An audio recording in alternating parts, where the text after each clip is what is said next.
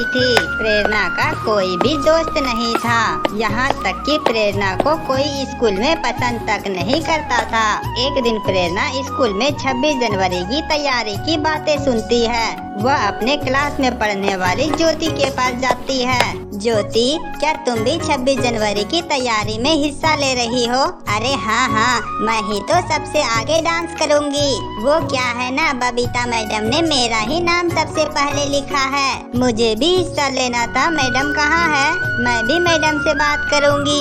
हाँ, तू भी हिस्सा लेगी। खुद को आईने में कभी देखा है क्या?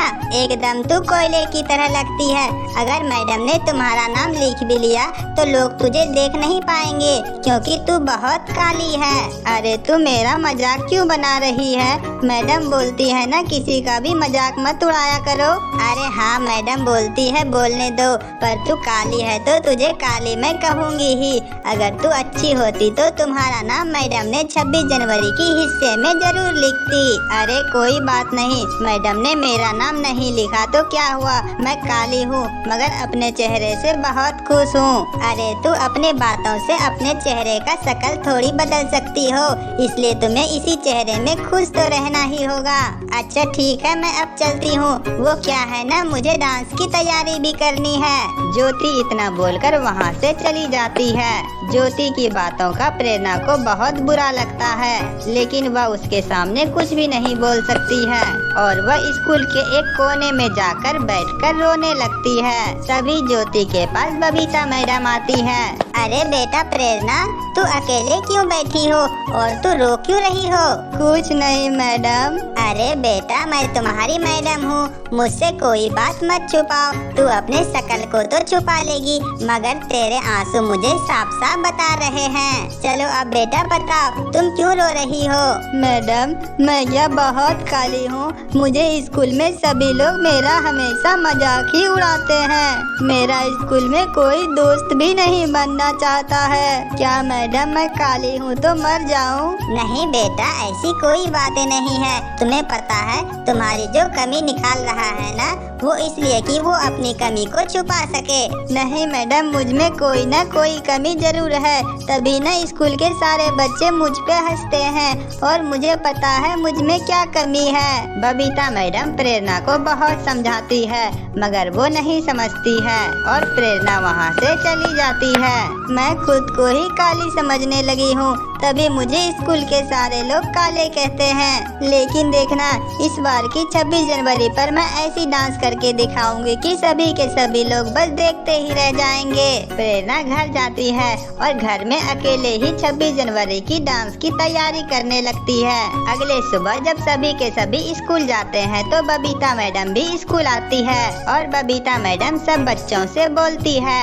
बच्चों, आप सबको पता है ना आज 26 जनवरी है, तो मैं आप सबसे यह पूछने आई हूँ कि आप सभी लोगों में से जिसको भी डांस प्रतिक्रिया में हिस्सा लेना है वो अभी के अभी तुरंत हिस्सा ले सकती है। मैडम, आपने तो 26 जनवरी में जिन लोगों को डांस में हिस्सा लेना था उनके तो नाम आप पहले ही लिख चुके हो। अरे नहीं बच्चों, आज अंतिम समय है।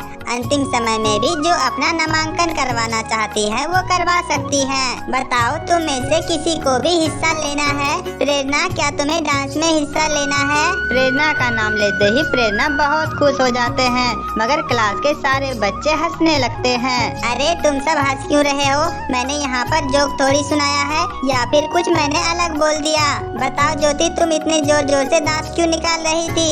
अरे मैडम, आप ही ने प्रेरणा का नाम लिया। अगर प्रेरणा 26 जनवरी में डांस करेगी तो वो कैसी दिखेगी?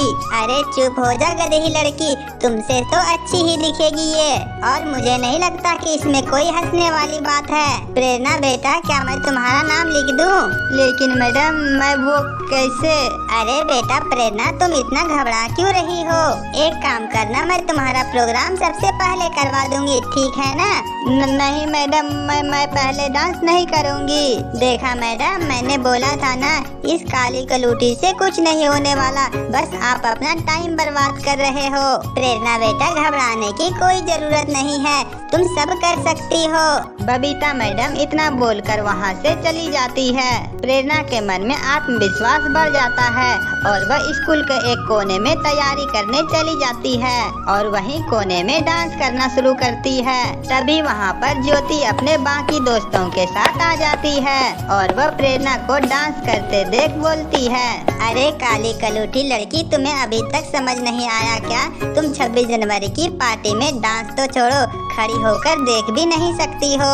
ये सब तुम्हारे बस की बात नहीं है।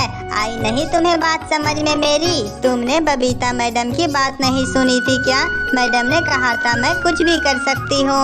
अरे तुम पागल लड़की, मैडम ने तो तुम्हें यूं ही दिल रखने के लिए बोल दिया था, तो तुम कुछ भी कर सकती हो क्या?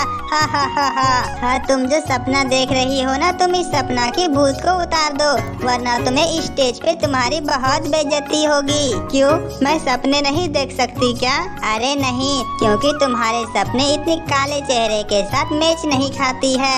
और तुमने वो पुलिस वाली ड्रेस कहाँ से लाई है? लाओ जरा मैं पहन कर देखूं तो कैसी लग रही है। नहीं, मैं नहीं दूंगी। तुम मेरे ड्रेस का क्या करोगी? अरे तुम ऐसे कैसे नहीं दोगी? जानती नहीं हो क्या मैं कैसी लड़की हूँ? अच्छा तो तुम ये ड्रेस पहनकर डांस करने वाली थी ना? अच्छा देखो मैं अब इस ड्रेस के साथ क्या करती हूँ। नहीं, मेरी ड्रेस के साथ कुछ मत करो। ये लो तुम्हारे सपने के साथ तुम्हारी ड्रेस के सपने भी मैंने पूरी कर दिए। अब तुम्हें असली औकात पता चल गई होगी ना? जा, अब तू 26 जनवरी के दिन सिर्फ जलेबी खाने पर ध्यान दियो। वे दोनों लड़की प्रेरणा की पूरी ड्रेस को चीर फाड़ देती है। प्रेरणा को बहुत ज्यादा बुरा लगता है और वह रोते हुए घर चली जाती है। आज 26 जनवरी का दिन आ गया और वह प्रेरणा भी स्कूल आती है। 26 जनवरी का फंक्शन शुरू होने वाला ही होता है कि ज्योति किसी कारणवश पत्थर से टकराकर जमीन पर गिर जाती है और उसके पैर में काफी चोट लग जाती है। यह देखकर प्रेरणा उसके पास दौड़ती हुई जाती है और उसके पैरों में पट्टी लगाते हुए बोलती है, क्या हुआ ज्योति, तुम गिर कैसे गई? तुम ठीक तो हो ना? कहीं तुम्हें ज्यादा चोट तो नहीं लगी? अगर तुम्हें ज्यादा चोट लग गई हो तो चलो मैं तुम्हें उठाकर डॉक्टर के पास ले चलती हूँ, या फिर स्कूल के मेडिकल हॉल में ही चलते हैं। नहीं, मेरे पैरों में बहुत ज्यादा चोट लगी है, मैं उठकर मेडिकल हॉल तक भी नहीं जा सकती और मुझे कुछ ही देर में स्टेज पे डांस के लिए भी जाना है। अरे तुम्हें चोट बहुत ज्यादा लगा है, तुम ऐसी स्थिति में स्टेज पर डांस करने नहीं जा सकती। एक काम करो, तुम थोड़ा अपना हिम्मत लगाओ, मैं तुम्हें उठाकर मेडिकल हॉल तक ले चलती हूँ। मुझसे अपने पैरों पर खड़ा तक नहीं होया जा रहा है, तो मैं मेडिकल रूम तक कैसे जा पाऊंगी? कोई बात नहीं, तुम घबराओ मत, मैं तुम्हें उठाकर मेडिकल हॉल तक ले चलती हूँ। प्रेरणा ज्योति को अपने हाथों में उठाती है और वहाँ से सीधा मेडिकल हॉल के तरफ चल पड़ती है और वह उसे वहाँ पर दवाइयाँ दिलवाती है। अब स्टेज पर ज्योति के परफॉर्मेंस के लिए उसका नाम बार बार लिया जा रहा था। यह देखकर ज्योति कहती है, अब मैं परफॉर्मेंस कैसे करूँगी? अगर तुम मेरी बात का बुरा न मानो तो मैं तुम्हारी मदद कर सकती हूँ। अरे तुम मेरी मदद कैसे करोगी? तुम्हें तो कुछ पता भी नहीं है। देखो मैं तुम्हें कंधे पर उठा लूंगी और तुम्हें मेरे कंधे पर जैसे डांस करना होगा वैसे कर लेना, इससे तुम्हारे पैरों पर जरा भी असर नहीं आएगा। तुम्हारे कंधे पर मैं डांस कैसे करूंगी? तुम्हें बहुत ज्यादा दर्द होगा। अगर तुमने कहीं बीच में हमें गिरा दिया तो हम लोगों का बहुत ज्यादा बेइज्जती हो जाएगा। इससे अच्छा तो होगा हम स्टेज पर जाएं ही नहीं।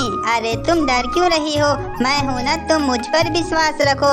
तुम अपने विश्वास के साथ मेरे कंधे पर डांस करना और बाकी सब मैं संभाल लूंगी। और तो और एक और आइडिया है हमारे पास। अरे कैसी आइडिया है तुम्हारे पास? तुम बस वैसे ही करना जैसे मैं कहूँगी तुम्हें। हमें जिस तरह अपने देश पर आजादी मिली थी, हम उसी तरह एक छोटा सा कार्यक्रम करके दिखाएंगे, ठीक है ना? मुझे पता है कि मुझे क्या करना है, मैंने भी तैयारी बहुत अच्छे से की हुई है। हाँ ठीक है ठीक है, तुम जो कर रही हो मुझे समझ नहीं आ रहा है, लेकिन तुम जो कर रही हो मैं उसमें तुम्हारा साथ जरूर दूंगी।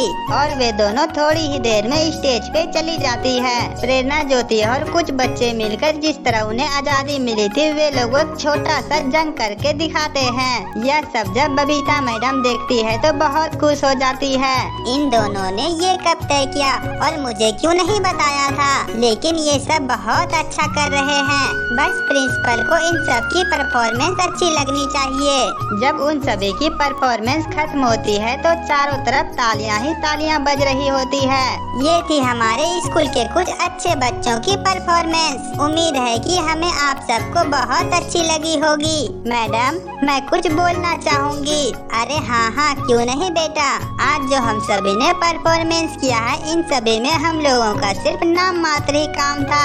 इन कार्यक्रम में सारी मेहनत बस प्रेरणा की ही थी, जिसे मैं काली होने की वजह से बहुत दिनों तक ताने मारती रहती थी। लेकिन जब मुझे आज अपने पैरों में चोट लगी तो इन्होंने मदद ही नहीं, आज उन्होंने अपने कार्यक्रम में मुझे अपना हिस्सा भी बनाया है। मैं भी इस बात से माफी मांगती हूँ कि आज तक मैंने प्रेरणा को नीचे दिखाने का कोशिश किया था और मैं सबके सामने इस बात को लेकर प्रेरणा से माफी मांगती हूँ। प्रेरणा का दिल बहुत ही बड़ा और सुंदर है, इतना अच्छा कि मेरा गोरा चेहरा भी उनके चेहरे के सामने फीका पड़ गया।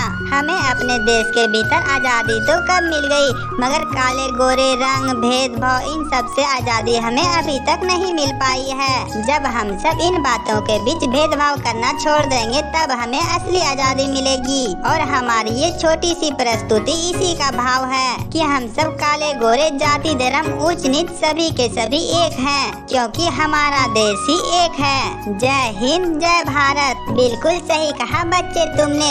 हमें गर्व है तुम्हारी ऐसी सोच पर। तो हम सब सभी साथ मिलकर बोलेंगे जय हिंद, जय भारत।